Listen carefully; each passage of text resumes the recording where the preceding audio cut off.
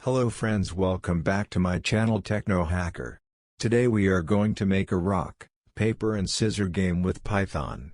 And I am using PyCharm Idle for making this game. You can use another Python applications like Spider Idle by Anaconda, Visual Studio Code etc. This rock, paper and scissor game is so easy. Please see this video till end, and comment me below how was this project. So friends, before watching this video please subscribe my channel and press the bell icon and please share my video to your friends.